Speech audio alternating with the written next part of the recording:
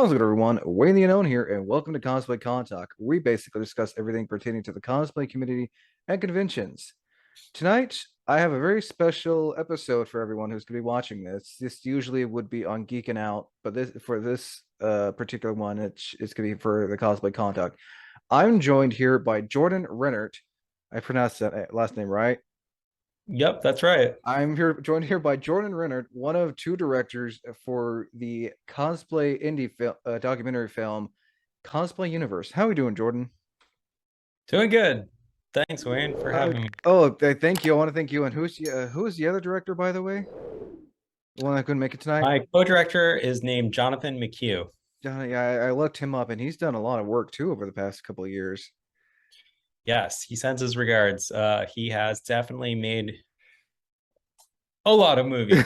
I guess the first thing to ask, what made you guys want to make this movie, this documentary film about cosplay?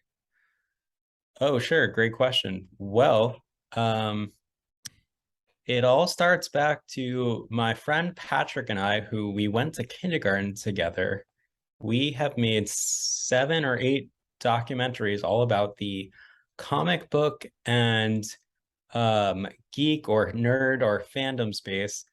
We've made a documentary. Our first project was about Grant Morrison. He is this comic book writer who's led quite an incredible life. Oh, Where his I'm familiar with Grant Morrison.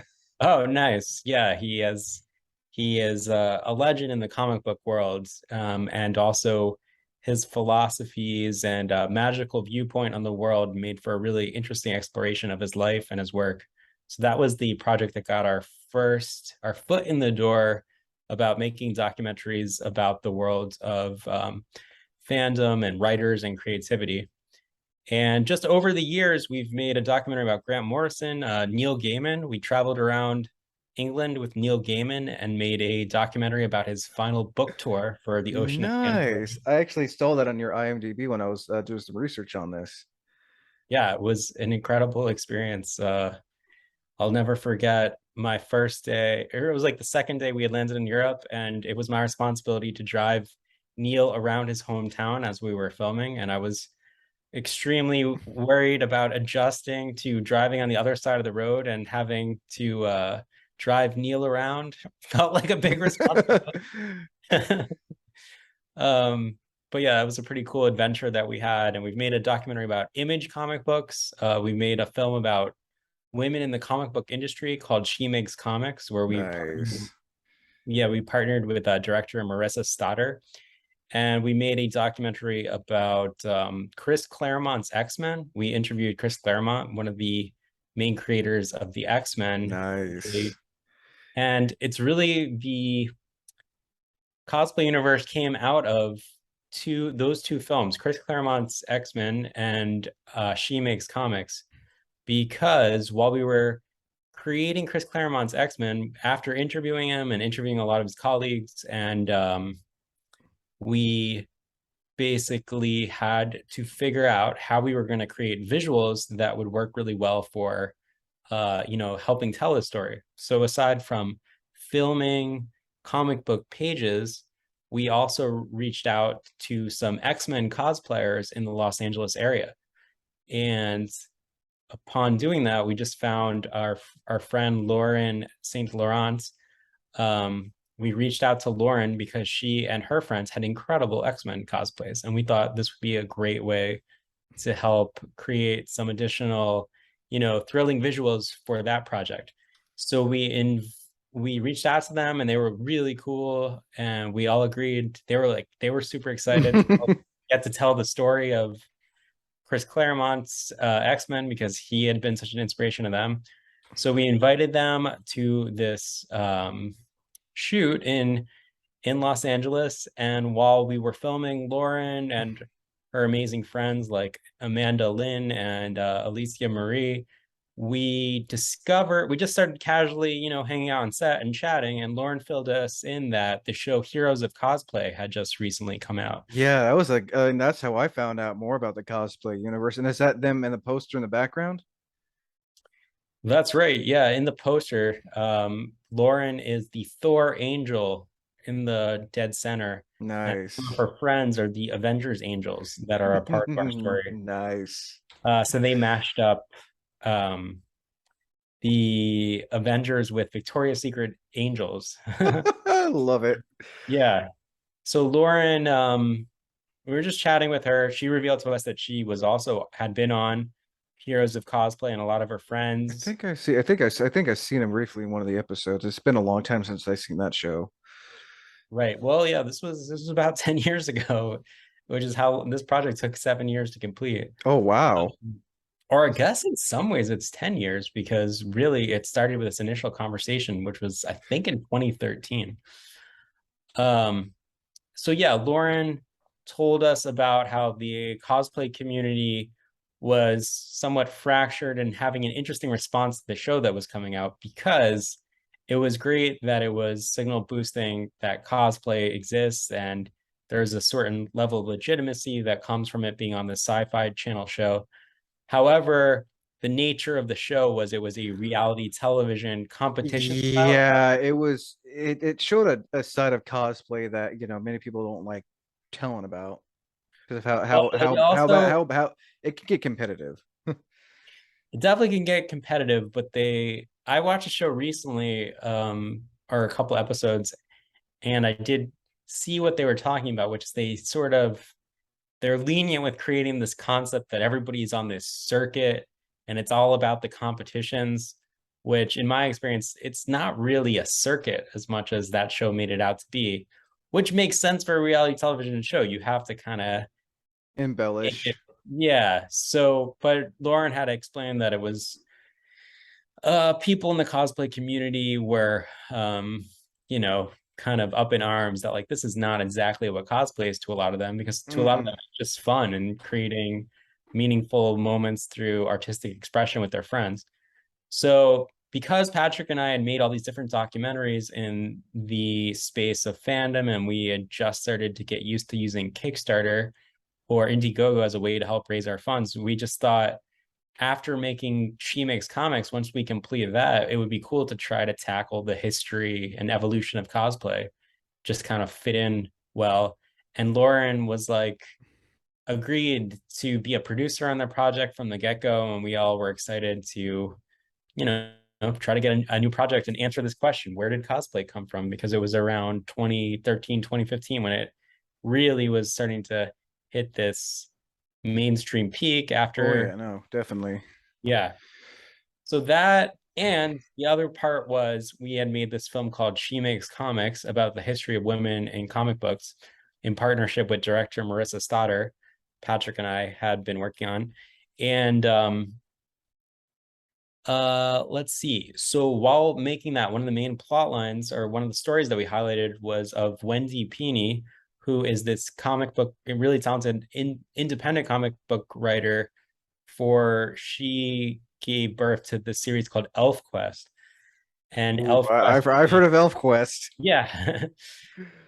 But Wendy told us some stories just in that interview about how in the 1970s she was going to Comic-Con and dressing up as Red Sonja every year. Wendy Pini is the godmother of cosplay. She is maybe not the first cosplayer, but she's certainly the root of the tree. I was 16 years old when I went to my first BayCon, and I experienced the wonderful sight of seeing other people dressed up in costumes that they had made. And explained to us what the sci-fi masquerading costuming world was like. And the story she told was one that got our imaginations going in a really big way. It just sounded really cool. It sounded like because of the zeitgeist of the times, clothing was optional. It was just the swinging cosplay masquerade era when, you know, nobody was going around with camera phones and there was just this level of freedom that the times You gave. just basically had to be there. You had to have been there, but she was telling us these stories and it just sounded like, whoa, where did this art form came from? So between Wendy Pini's stories from the She Makes Comics project and Lauren's yeah, just partnership and agreement that cosplay community could definitely use some type of other piece of media that explains what cosplay is really about. That is what got us started on this journey. Nice. So And Oh, go ahead. Sorry. I was gonna say, it was my co-director, Johnathan McHugh, initially came on as a producer because one of his clients, he was doing music management. One of his clients and his business partner's clients was really into cosplay and helped us get some seed money to get the project going. So that's also part of the roots of how the film came to be. Well, that was nice of him to help get this started. I mean, you've been doing this for almost 10 years and then filming for like, 6 years. I mean, from the trailer I've seen, you have people like Yaya Han, Jessica Nigri, you even have Stan Lee in there too, which I'm sure was pretty cool to have him in there. Mm-hmm. Yeah, it's been a journey of like kind of a giant scavenger hunt to try to get all the voices that could help us at least begin to get a well-rounded picture of what cosplay is all about. So, what was it like when you started to begin shooting for Cosplay Universe? Well, when I first started, I had already spent about 4 or 5 years filming at conventions for all these different comic book films that I had told you about. Patrick and I had discovered pretty good workflow of being able to interview a lot of personalities that we needed to tell these other documentaries at different Comic Cons because, people are going there to congregate, to be a part of it. And we just realized there's a good workflow. If you can steal people away for 30 minutes and interview them, we, using our documentary filmmaking techniques, were able to start compiling longer form stories. So with Cosplay Universe, it was just about really myself learning what cosplay is about and just starting to talk to different people. Our friend Lauren kind of came up with the idea like, hey, my friend Svetlana is here from Germany. Why don't you go? Kamoya cosplay? Yes, exactly. Nice. So one of the first interviews was Lauren being like, hey, my friend Svetlana is doing a photo shoot down in Long Beach. Why don't you take a day trip, drive 40 minutes there and she'll chat with you. And at the time, I didn't know very much about cosplay. I didn't realize we were going to speak with a legend. I We just mean, she's casually. yeah, she over almost 20 years. I mean, Kamoya cosplay is definitely, I mean, she has guidebooks on how to make certain props, and I mean, that's pretty amazing. The fact that you got to interview some well-known legends in the cosplay universe. I mean, pun intended, cosplay universe. Yeah, that was pretty. Looking back, I didn't quite realize what an important and meaningful interview that was going to be. But that is kind of how our general process, my general process for sure, is just being curious and going on the scavenger hunt of people who first, introduced us. But yeah, Svetlana is incredible, and she's been an awesome champion of the film, and it's pretty crazy that we interviewed her way back in the day to get this thing kicked off. But that was the goal, just to try to get a bunch of different perspectives. And then over time, we just kind of kept chasing bigger stories or stories that felt like we didn't have yet to try to get a range of different stories. I mean, from what I've seen, you guys got like some from well-known cosplayers to cosplayers who've been doing this for a long time, and I think it's nice of the fact that you're wanting to not only give these cosplayers recognition but share their stories as well. Kind Oh, of, like what I like, how like get to know that cosplayer basically, get to know how they started and what they've been doing for how long they've been doing it for. yeah. I discovered while making this film, I really enjoy telling stories of artists because in a lot of ways, I relate to myself as a cinematographer more than a director. And I really just enjoy the process of filming artists as they go about their art. So it's something I really enjoy doing. And cosplay, I think, is a great medium to do that in because the person is the art. I mean, I can't, you can't. I mean, I can't argue with that for sure. So if you can remember, how many conventions did you tour for this documentary film? If you can remember. Yeah, I can't because they all blur together. I think what ended up in the final film for this And also some footage that never got used for She Makes Comics became this, even though it all still feels like it was around the same time. Probably for this film, there's moments of from 20 to 30 conventions, I would guess. Oh wow, that's quite a bit. Maybe that's exaggerate. I don't know. I'd have to go. Have to look back. Also, though, big shout out to a lot of by the time we had figured out who we really wanted to highlight and story focus on, we use some footage that is not mine, but is of some pretty amazing cosplay videographers and a lot of photos from great cosplay photographers. We needed the help of some of those images to tell the specific stories that we were telling. And as you said, the film really is a celebration of cosplay, and it just felt like cosplay photography and cosplay videography is a huge part of the cosplay experience. I can attest to that for sure. So definitely from the video perspective, Sneaky Zebra and Legend of Micah and MLZ Video, those are three cosplay photographers who I really looked up to, because I basically became a cosplay videographer while making this film. mean, yeah, you pretty much did, yeah. But always chasing their amazingness. I never quite reached their level of awesome editing and motion, but they were all three. Shout out to them for sure. I mean, without that, I mean, from what I've seen, from like with the trailer I've seen and some of the clips I've seen here and there, it seems like you got a lot of good footage from not just what you guys did, but what they did as well. Yeah, the trailer does incorporate I think all of them. So big thanks to them. Yeah, big thanks to them. They inspired me throughout. It is a cool burgeoning. I love how it's expanded more. Cosplay, videography, and photography, great art form. Oh no, they definitely are. So what was it like having Yaya Han on? Because from what I looked, she became like, I know you were like interviewing her, then you had her on as a associate producer, was it? Yeah, no, it was awesome. Yaya Han was a huge part in the scavenger hunt of trying to piece the story together. I really looked up to her because in my initial beginning stages of doing the research to make the movie, Yaya Han's panels were online, where she's done different panels titled things like The Evolution of Cosplay or History of Cosplay. I forget it specifically. There was one, I believe it was from Konichi, a German Comic-Con that I watched and I learned a lot from.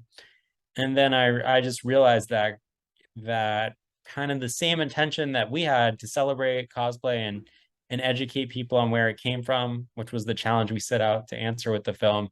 Yaya Han was in a lot of ways the OG, working on that and presenting that at comic conventions. So initially when we approached her, the idea was that she was going to be not really a storyline in the film, but rather a like scholar, that type of person that shows up in a documentary, the academic scholar, to help teach everybody where cosplay came from, more of an interview concept. But then as we kept working on the movie, we just realized that Yaya Han's story itself has so many parallels with the story of cosplay, in that cosplay is really this art form of where Japanese anime and Japanese influenced characters come colliding with American costuming culture. And although Yaya Han is not Japanese, she grew up in China and then moved to Germany, where she'd visit China in the summertime, and she would fill her time watching manga. And then eventually she came to America, where she discovered when she started cosplaying at Anime Expo, she had this moment and this realization of like, this is what I'm here to do, create awesome costumes and inspire. So there just seemed to be a lot of parallels with her story, and over time getting to know her and her helping us, we ended up realizing that her story was really necessary to help tell the story of cosplay and make it personable. So we ended up roping her into the film as a character in a way. But it's just because that her story and the story we were chasing, the story of cosplay, are very intertwined. So it felt pretty organic. Nice. Yeah, so when I was looking this up, I recognized some of the names. Bernie Bergram. I can't remember. Sorry if Bernie, if you're watching this, but a lot of people know him as the Geek Gatsby. What was it like having him on? Because I remember a while back I did an interview for him on my channel, and then seeing the names, like, I know him. I know that guy. Oh yeah, Bernie definitely was. I look up to him like a mentor. He's just this huge connector in the Los Angeles cosplay scene, and he's connected me with a lot of people and helped. He's in a good deal of narration and different. He shows up in the trailer. You probably recognized him in, Yeah, or the Avengers Angel section. Yeah, I did. It's like, I know that guy. But Bernie definitely changed the game with when the movie was towards the end. I screened a version for him because I was curious to hear his thoughts and get notes from him, and he mentioned that there was a certain character, I won't explain who, but that their plot line didn't quite wrap up well for him. He wanted to know more, so he planted the seed in my brain of, you need to film a little bit more with one of our characters, Key, which helps create this amazing ending sequence that we have for the whole movie. I guess I did reveal which character. Well, I'm sure for those who are watching this, I'm sure they're looking forward to it. Another name I recognized. They go Bernadette Bentley. They go by Miss Bernadette B. I recognize that name too. She's known for cosplaying as Xena. What was it like? Because I've noticed you got like a lot of well-known cosplayers. What was it like getting these well-known cosplayers like Yaya Han, Kamoya, Bernie, Bernadette, and all of them? What was it like having them on for this documentary film? Yeah, well, Bernadette was a part of the Avengers Angels costume build, which is a large segment in the film. And yeah, she's incredible, super talented. Her Hawkeye Avenger Angel arrows end up having a pretty large plot point in our film. So I don't want to spoil too much, but super talented, super incredible. Just getting to work with that whole Avengers Angels group was a pleasure, and we utilized their kind of group collaboration to help show the aspect of cosplay of just making something awesome with your friends and then getting to show it off. And it was awesome to just follow them and be in the presence of such awesome art and camaraderie. I mean, it sounds like it. I also noticed you got to interview, talk to Stan Lee as well in the interview. In the documentary, what was that like having such an icon as Stan Lee? Yeah, that was a huge get from my co-director, Johnathan McHugh. He had been working on this documentary about this Japanese rock star named Yoshiki, who's featured in the film as well, as a way to understand how prevalent anime and manga and the art form he helped pioneer, Visual Kei, is towards the initial cosplay explosion here in the United States. And Johnathan's the one who pulled that off, getting us. Yoshiki had done a comic book with Stan Lee, and that was the way that we were able to connect to Stan Lee and get to feature him in the film, which is it's pretty awesome. I'm super grateful that they made that happen, because it just that one line you see in the trailer of Stan thinking about how cosplay and his characters are created. I don't know, just getting his perspective felt pretty important if we're trying to make the definitive documentary of cosplay, since he had been such a huge influence on everyone. To see fans dressed up as comic book characters, very often characters I was involved with. Now, this dress-up business has become such a big thing at comic book conventions, and comic book conventions have become such big things. Oh no, but may he rest in peace. But I now imagine it was nice having such a legend for that documentary. So I have one question I forgot to ask. Who are the so I know we mentioned your friend Lauren and Kamoya and Yaya Hunt. Who are the other two in the poster behind you?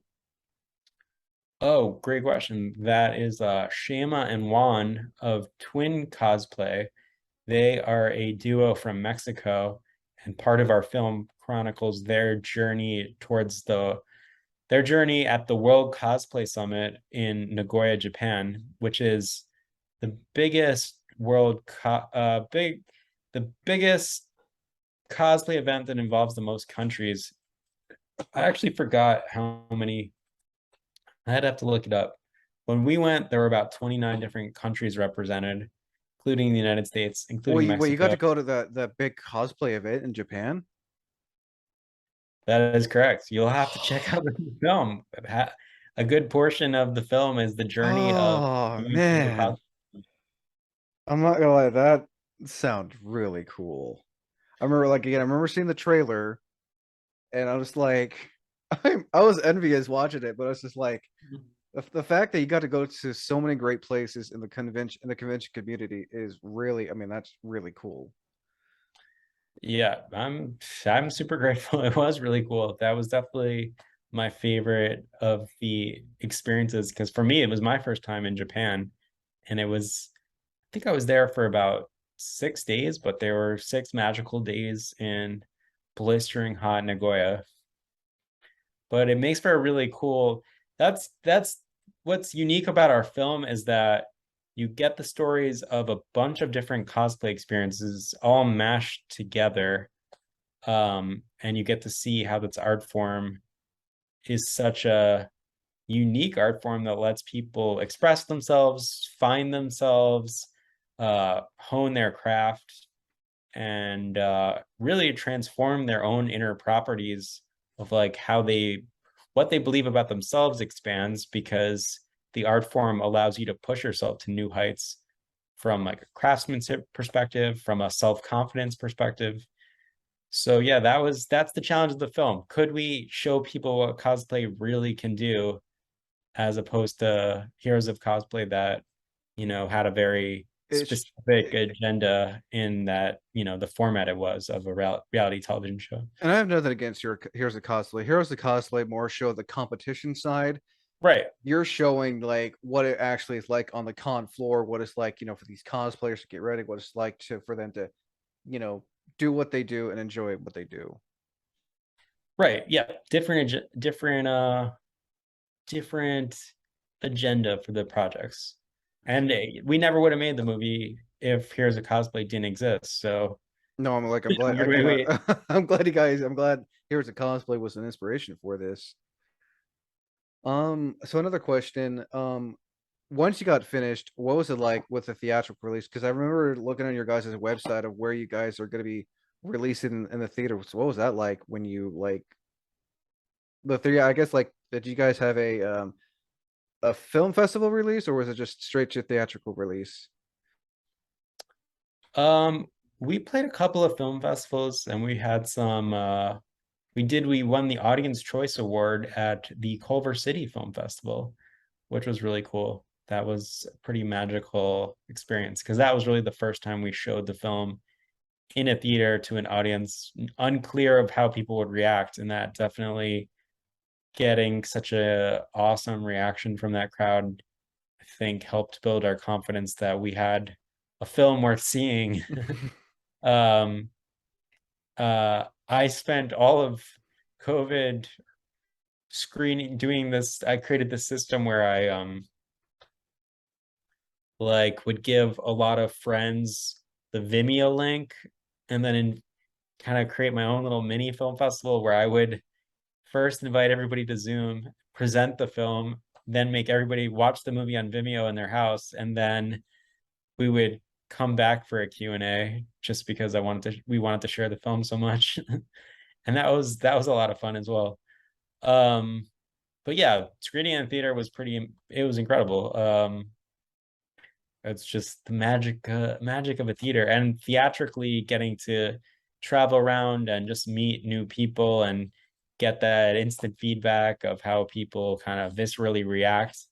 It is a really cool, I mean, my experience making the movie, I've dealt with the footage so long that it's one thing, but if you are a cosplayer and you watch this movie, you just have no idea what's coming because you get to see cosplay in a way you can't really see any other way because you get to hear all these intimate stories from all these different vantage points that by the end you're bombarded by this, I don't know, you have feelings because so many people were so vulnerable and sharing their own experience that by the end it's pretty cool. People, a lot of people have reported crying 2 to 4 times. So I I mean, can see that. I mean, as you said, you know, this gives like when we were talking earlier, you're like this gives people who've never seen what cosplaying is like or what conventions are like, and this gives them an idea of like, hey, this is something I may want to look into or maybe try. And you know, that's I think that's a pretty good message to know for let people know, hey, this universe exists, you know. If you want to, you're more than welcome to check it out. It's for everybody, no matter your no matter your age or whatever, you know. Yeah, totally. You're right. That is definitely the mission statement of the project. It's sort of here is this world that's ready for you to join. It's up to you to choose to join it, or you now at least understand it and can see that it's not exactly it's probably not what you expected it to be at face value, because a lot of what goes on in the cosplay universe is a very internal experience for a lot of people, and that's part of why they keep coming back and why it's such a meaningful, important culture for so many people that only seems to be growing. Now, a question I usually ask when I do these, what was it like making? And I'm sure you can have an answer or not. What was probably some of your favorite scenes to film for this documentary? Yeah, the whole World Cosplay Summit segment being in Japan was just magical. That's about 20, probably 20% of the film. Because the World Cosplay Summit is so special. It's just this celebration of cosplay where you're have all this global camaraderie and everyone's so excited, and it's hard to even, I was so excited because I was in Japan for the first time, which is just an incredible experience in its own right. So just soaking that all up was, yeah, just to me, to some degree, it's like these are my home videos from my amazing trip. And just the stories I stumbled into in World Cosplay Summit are still to this day blow my mind. They're so epic. I don't want to spoil anything, Oh but no, yeah, no. For anyone watching, definitely, I highly recommend checking out. I mean, this will come out like on the first Saturday of November. I mean, for anyone who's wondering, this will be out by the time of saying this. But I mean, from what I've seen and what I will be seeing, I highly recommend this film. I also would say that for me, my style of filmmaking is I just kind of, the people and stories that we chronicle are all people that I think are crazy, super talented, and who I just really like. Like I really get to know people beyond just filming them. Everyone in here, I would say, like, you know, there's some level of relatedness where I would be proud to call them a friend. So just getting to spend time with people and highlight all these incredible artistic achievements that each of the characters, you know, their own journeys has, I don't know, all of it. I love all of it. It's hard to answer that question because you'll see in the film, there's no, to me, they're all great moments. So you'll have to judge that one. Oh no, I will. Now again, this is kind of related to the other question. Were there any scenes that were hard to film? Like it took. I mean, I know in documentary films sometimes you'll have to like shoot a scene more than once. Was there any times that you had to like shoot a scene multiple times just to get it right? Well, the last scene in the film, I'll be vague, but I had to hide behind a table while filming it. Ooh, got it. What are those like? You have to be quiet and not move, kind of nice. Pretty much. You'll see yeah, you'll see it'll make sense when you watch it. But yeah, I had to hide behind a table to film it, so that was a I'll challenge. definitely keep an eye out for that. What else? One of the biggest challenges of the film was we are juggling all these different storylines and getting the edit and flow of it all to work and not feel discombobulated. Huge challenge. That was, in many times, that's where you're not sure if the movie even works. So, and also shout out to Yaya Han. She helped advise in a really big way. Yeah, if you're watching this, big shout out. He helped advise some sequencing that was a huge contribution to the film working. Because now you can look at it, and now it's like for the past couple while I've been screening the film, and we know that it works because people have a reaction. But in the process of making the film, I had no idea if it worked, and I actually thought what felt impossible to actually get the puzzle to fit. So that was definitely the biggest challenge. That was spent so many hours with my co-director Johnathan McHugh trying to figure out how to put the pieces together so that all the stories work. Because if something's too long, then everything suffers. Or if something, like one crazy story is we had this great scene with Rocket Props, who is a cosplay medic. He's from the Massachusetts, Boston area. And I met him at New York Comic Con one year and filmed this awesome scene of him just being a cosplay medic and just solving problems out there. And it's a great scene. It's about a minute. It's about a minute and 20 seconds. But we couldn't figure out how to like fit it into the flow of the film, even though it's just like a great minute and 20 seconds. So we had to remove it from the film. But the hilarious thing is I put it up on TikTok as a like piece of content, and it got 2 million views. Nice. I'll have to check that out. It went viral because he's incredible, and his set of just his whole kit, how he goes there with all the stuff attached to him and this giant sign. And now he has a beloved video online. I think I've heard of him before. But I think it's hilarious because it shows that we couldn't fit it into our film, and yet it was a 2 million view worthy little short. I mean, I think it's cool that whatever scene you couldn't put, you do have like on TikTok or your Instagram, which I think is nice so people who like don't get to see that one scene that you're talking about, they can like go online and look it up. Yeah, you can watch that right now. It's pinned on our TikTok. Link in the description below. Reels as well. Link in the description below. What was it like working with John? The guy has like a long. I mean, I was looking when I was looking at the IMDb. He has like a long list of credits from directing, producing, music. Like that list goes down. Yeah, it was it was fun. An artistic collaborator like that you co-direct a film for 7 years, it blurs into just directing, into just being a part of each other's family. We had generally I was the one filming in the cosplay trenches, as that we put it, and then we would meet in the edit and discuss which piece feels like it fits. And yeah, it was just a fun collaboration. We have that type of collaboration where both of us feel really strongly and kind of butt heads, but we know that whatever we end up with, if each person can fight for the and reason that one idea should stay and the other should go, the winner will give us the best thing. So it was just fun clashing and having moments of clashing and moments where we just both saw eye to eye to begin with. And there was a good artistic, what do you call that?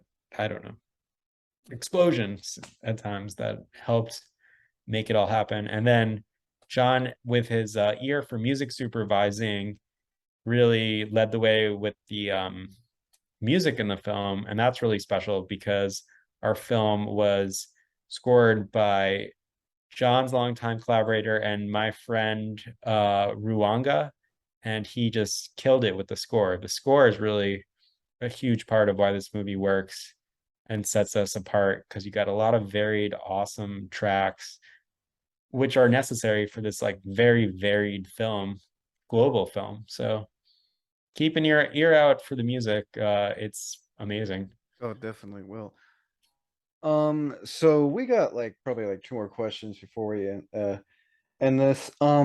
What kind of advice would you like to give for anyone out there who's considering on making a documentary indie film or of sorts, like what you guys have been doing for a long time? Oh, great question.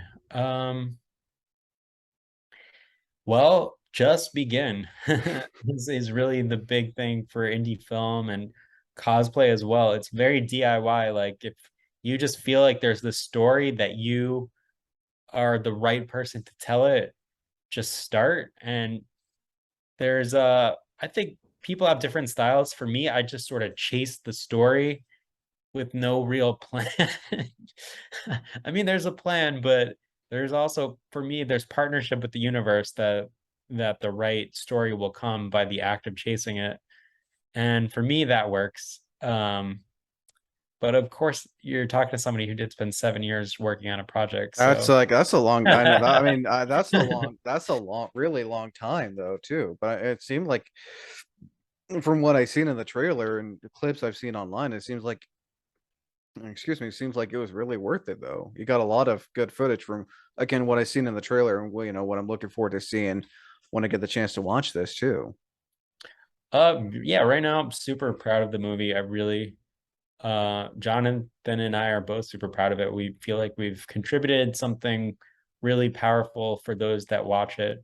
And our dream really is that it's this tool that cosplayers can use for their friends and family to watch and get why they're so passionate about the art form. It's basically this one-stop shop to get that there's this huge community, that it's this avenue for self-expression, that it's this avenue for like one-upping your craftsmanship skills to levels you could never imagined.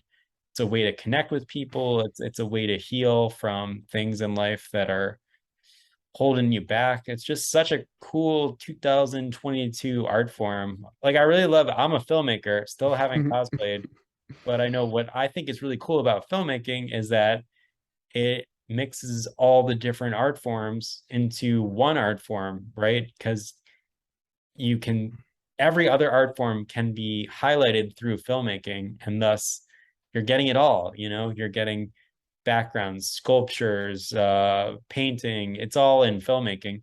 Cosplay is like that as well. There's so many art forms that go into cosplaying, from sewing, crafting, acting, that I think is just super unique. And it's hard to understand how it's evolving, but it isn't like, if your brain goes towards like the Star Trek conventions and think it's just this thing like that, it's just evolved so much because of internet culture, where now with 3D printing, anything is possible. Possible. No, definitely. So the level of this is just an art form that as now at this point has really evolved. And yeah, we're just hoping that we can be a part of helping grow the art form, because I think it's really cool. I think you guys delivered that for sure. Thank you. Uh, You got to check it out. Everybody check it out. And please, my greatest love right now in life is if anyone leaves any feedback on any social media. Oh yeah, no, Definitely checking every day. highly recommend. Just say like, hey, I enjoyed it. That you're contributing. Also, be sure to give them a follow on their YouTube channel and on their Instagram and TikTok and on the website too. Also, one thing, any other shout outs you'd like to give for those who helped with this film, make it what it is, they want to give out, they haven't given out yet? Oh yeah, I think, well, the videographers, all the photographers featured. Yaya Han was a huge part of the team. Johnathan, our editors. We've had like 5 editors on this film: Steven, Giordano, Shayna, myself, Patrick. So many people this thing was a journey. Like a lot of people's got a lot of hands in here. Johnathan McHugh, who helped us get the initial project off the ground. Yoshiki, if you're listening, thank you. And my family for support. You know, this project stretched me to the biggest stretch that I possibly could get stretched. I myself am neurodivergent and I'm super ADHD, and just completing this project at many times was questionable. So this was like my own life journey of just completing a project of this size. A lot of people to thank, but oh, and every single person in here that we featured, like Tom from Extreme Costumes, Yaya Han, Key, Sarah and Ashley of the World Cosplay Summit, Shema, Juan, all the Avengers Angels. Nobody ever really asked to be in this movie. It's just at some point I showed up with a camera and they were just all for it. And they said yes, but like nobody really knew the breadth of how long I would keep coming back. Our team would keep coming back and asking. You were determined. So I thank everyone who's in the film for just vulnerably sharing like these intimate moments with us, because I get it. Nobody asked to be in it. I just kept showing up. So thank you. I appreciate it. And I think down the road, it's like a great contribution to the cosplay community, because this film will help bring more people in or facilitate more understanding for the art form that everybody loves. Oh no, I wholeheartedly agree. I think that should about do it. Again, Jordan, thank you for coming on to share, your love and telling everyone who's listening what it was like making this film. Shout out to those we've mentioned. I hope anyone who's watching this will check this film out, because it's definitely worth it if you have a love for the cosplay and convention community, or you're just getting into it. So again, Jordan, thank you. And also, John, who couldn't be here, I want to thank him too for, wanting to do this as well. And yeah, again, everyone, until next time, I'm Win the Unknown. Thank you for listening. And as always, thank you for watching. Thank you, everyone. Cosplay is a social art form. It's for people. It connects people. Cosplay is transformation. Cosplay is the art of dressing up as a character that you love. That is accompanied by an internal or psychological transformation that could include aspects of personality, power, gender, sexuality. I started getting into cosplay and I started dressing up as male characters, and I was like, oh, this is so much more comfortable for me. In the beginning, I was always very surprised to see fans dressed up as comic book characters, very often characters I was involved with. Now, this dress-up business has become such a big thing at comic book conventions, and comic book conventions have become such big things. I mean, cosplay is so popular now that there are these huge international competitions, the largest being the World Cosplay Summit, which is essentially like the Olympics of cosplay. Italy this year spent 4 years, a lot of money as well. Everybody is really nervous. There's a lot of stress. With Team Mexico, they're the kind of team that sticks in your head. We like to be really passionate, and I think when you like something, you give everything for it. Some of the most exciting experiences of my life have all happened because I was in a costume.